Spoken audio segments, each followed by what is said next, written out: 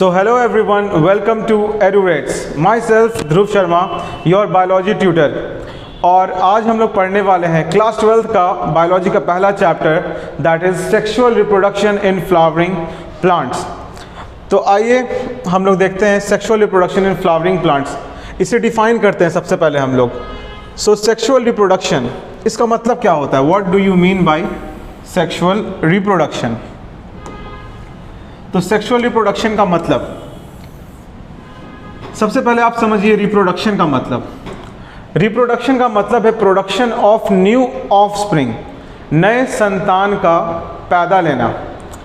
Production of new offspring, it is called reproduction. और sexual reproduction का क्या मतलब हुआ कि इस तरीके का रिप्रोडक्शन होना जिसमें मेल और फीमेल दोनों का इन्वॉल्वमेंट हो, दोनों का गैमेट का इन्वॉल्वमेंट हो, तब उसे हम लोग सेक्सुअल रिप्रोडक्शन बोलते हैं. और हम लोग इस चैप्टर में सेक्सुअल रिप्रोडक्शन पढ़ने वाले हैं फ्लावरिंग प्लांट के अंदर, यानी ऐसे प्लांट्स के अंदर जिनमें फ्लावर होता है. और ऐसे प्लांट में जिनमें फ्लावर होता है उसे हम लोग एंजियोस्पर्मिक प्लांट भी कहते हैं. ऐसे प्लांट जिसमें फ्लावर होता है उसे हम लोग एंजियोस्पर्मिक प्लांट भी कहते हैं.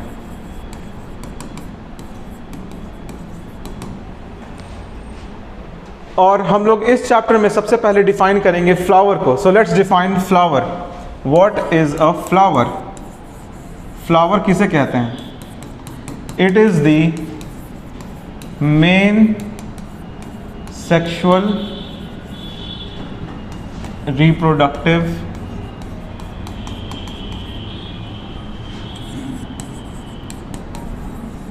part of an angiospermic plant. Flower क्या है?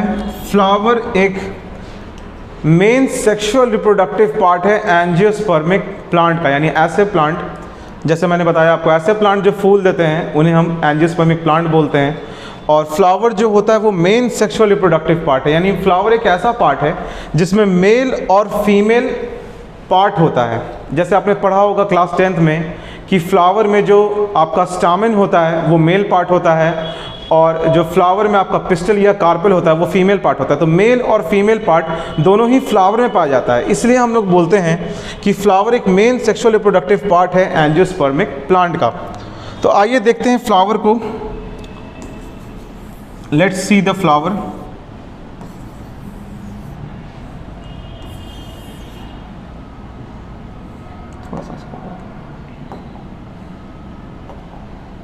So let's see the flower.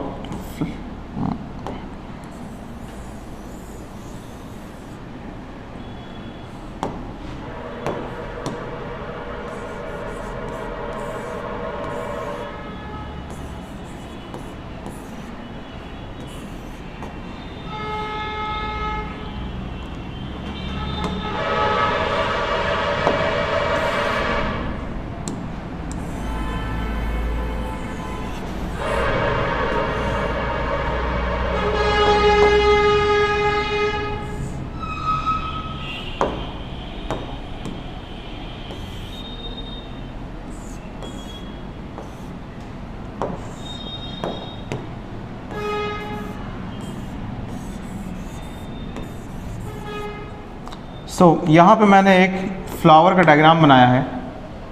इस फ्लावर के डायग्राम में आप लोग देख सकते हैं ये जो फ्लावर का जो कलर्ड पार्ट होता है, फ्लावर का जो कलर्ड हिस्सा होता है, जिसे आप लोग पंखुड़ी भी बोलते हो, उसे हम लोग पेटल बोलते हैं. और पेटल के व्रोल को, यानी बहुत सारे पेटल को एक साथ हम लोग कोरोला भी बोलते हैं. और जो फ्लावर का जो निचला हिस्सा होता है उसे हम लोग सेपल बोलते हैं. जो फ्लावर जब बड होता है तो वो सेपल ही उसको क्लोज किए रहता है. बहुत सारे सेपल्स को हम लोग, सेपल्स के वो व्रोल को हम लोग कैलिक्स बोलते हैं. और यहाँ ये फ्लावर का मेल पार्ट है, इसे हम लोग स्टेमेन बोलते हैं. और ये जो बीच का हिस्सा है ये फ्लावर का एक फीमेल पार्ट है, इसे हम लोग पिस्टल बोलते हैं. अब जैसा कि आप लोग देख सकते हैं स्टेमेन और पिस्टल, स्टेमेन आपका मेल पार्ट और पिस्टल आपका फीमेल पार्ट। स्टेमेन के व्रोल को हम लोग एंड्रोशियम बोलते हैं, एंड्रोशियम, और फीमेल पार्ट के व्रोल को हम लोग गायनोशियम भी बोलते हैं। तो जैसा कि आप लोग देख रहे हैं कि फ्लावर में मेल पार्ट भी है और फ्लावर में फीमेल पार्ट भी है, तो इसीलिए फ्लावर क्या है, main sexual reproductive part of an angiospermic plant. और ये जो फ्लावर है इसी में आपका मेल पार्ट में मेल गैमेट प्रोड्यूस होगा और फीमेल पार्ट में आपका फीमेल गैमेट प्रोड्यूस होगा, जो आगे जाके कंबाइन करेगा, फिर फर्टिलाइजेशन होगा और उसके बाद इसमें एम्ब्रियो और सीड्स एंड सो ऑन इसका फॉर्मेशन होगा। आइए हम लोग देखते हैं आगे की इस चैप्टर में हम लोग को क्या क्या पढ़ना है, which topics we have to learn. So reproductive phase of an angiospermic plant और फ्लावरिंग प्लांट। सो एक एंजियोस्पर्मिक प्लांट या फ्लावरिंग प्लांट का जो रिप्रोडक्टिव फेज होता है उसे हम 3 हिस्सों में बांट सकते हैं। प्री फर्टिलाइजेशन, फर्टिलाइजेशन से पहले, यानी जब मेल और फीमेल गैमेट नहीं मिला है उससे पहले का जो भी प्रोसेस है वो किस में आ जाएगा, प्री फर्टिलाइजेशन में आ जाएगा, यानी फर्टिलाइजेशन से पहले। और फिर फर्टिलाइजेशन जब मेल और फीमेल गैमेट आपस में कंबाइन कर जाएगा, और उसके बाद है आपका पोस्ट फर्टिलाइजेशन। पोस्ट फर्टिलाइजेशन यानी फर्टिलाइजेशन होने के बाद, कि जब फ्लावर में फर्टिलाइजेशन हो जाता है तो उसके बाद क्या होता है। जैसे कि आपने पढ़ा होगा कि फर्टिलाइजेशन होने के बाद जो होता है आपका ओव्यूल जो है सीड बन जाता है, ओवरी फ्रूट हो जाता है, बन जाता है। तो ये सारे पार्ट हम लोग पोस्ट फर्टिलाइजेशन में पढ़ेंगे। प्री फर्टिलाइजेशन में क्या टॉपिक्स हैं हमारे पास? प्री फर्टिलाइजेशन में हमारे पास है स्ट्रक्चर एंड इवेंट। हम लोग पढ़ेंगे स्ट्रक्चर्स और उसके साथ होने वाले इवेंट्स और पोलिनेशन। स्ट्रक्चर और इवेंट्स में हमारे पास क्या टॉपिक है? जैसे मेल का पार्ट अगर हम लोग पढ़ेंगे मेल स्ट्रक्चर, तो मेल स्ट्रक्चर में हमें स्टेमेन पढ़ना है, माइक्रोस्पोरेंजिया पढ़ना है और पोलन ग्रेन पढ़ना है। और मेल इवेंट्स में हमें क्या पढ़ना है? मेल इवेंट्स में हमें पढ़ना है माइक्रोस्पोरोजेनेसिस। और फीमेल स्ट्रक्चर में हमें क्या पढ़ना है इस चैप्टर में? फीमेल स्ट्रक्चर में हमें पढ़ना है पिस्टल, माइक्रोस्पोरेंजिया यानी ओव्यूल और एम्ब्रियो सैक हमें पढ़ना है। और फीमेल इवेंट्स में हमें क्या पढ़ना है? मेगास्पोरोजेनेसिस पढ़ना है। और उसके बाद पोलिनेशन है। पोलिनेशन में हमें पढ़ना है types of pollination, agents of pollination, outbreeding devices and pollen pistol interaction.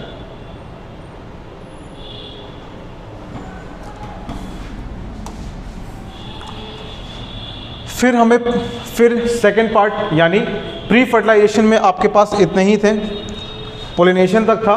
Pollination होने के बाद सेकेंड फेज में हम लोग आ जाएंगे यानी फर्टिलाइजेशन। फर्टिलाइजेशन में हमें एंजियोस्पर्म में डबल फर्टिलाइजेशन टॉपिक पढ़ना है। और फर्टिलाइजेशन के बाद हमें पढ़ना है पोस्ट फर्टिलाइजेशन। पोस्ट फर्टिलाइजेशन में हमें पढ़ना है स्ट्रक्चर्स एंड इवेंट। स्ट्रक्चर्स हमें पढ़ने हैं एम्ब्रियो के, सीड के और फ्रूट के। और इवेंट्स में हमें पढ़ना है endosperm and embryo development. 2 topic आपका और है। इसके बाद जो ये 2 टॉपिक है आपके पास, ये है एपोमिक्सिस और पॉली एम्ब्रियोनी। तो पूरे चैप्टर में हमें इतने ही टॉपिक्स पढ़ने हैं। इतने टॉपिक्स हमें क्या करने हैं? कवर करने हैं स्टार्टिंग से। ये 3 आपके फेजेस हैं रिप्रोडक्टिव में, pre fertilisation, fertilisation and post fertilisation. So pre fertilisation का पहला टॉपिक है हमारा stamen. What is stamen? Stamen it is the male reproductive part.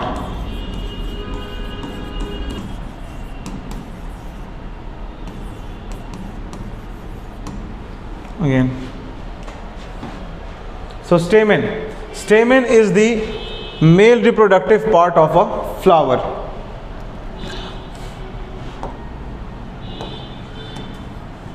Stamen के 2 हिस्से होते हैं।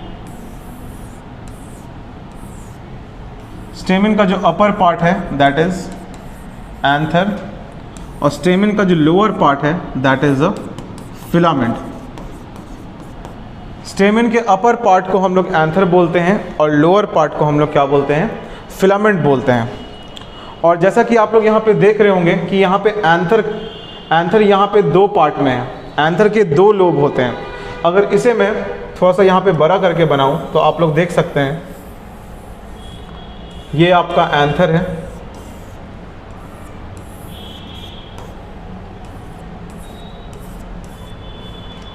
यहाँ पे एंथर में अगर हम ये पार्ट हम लोग देखते हैं तो this part is lobe number 1, इसे हम लोब नंबर 1 कह सकते हैं। And this part is lobe number 2। ये एंथर 2 लोब में बटा हुआ है। यहाँ पे आप लोग देख सकते हैं ये एंथर 2 लोब में बटा हुआ है। तो that's why we call anther as bilobe. इसीलिए हम लोग एंथर को बोलते हैं कि anther is bilobed in structure. So anther is bilobed in structure.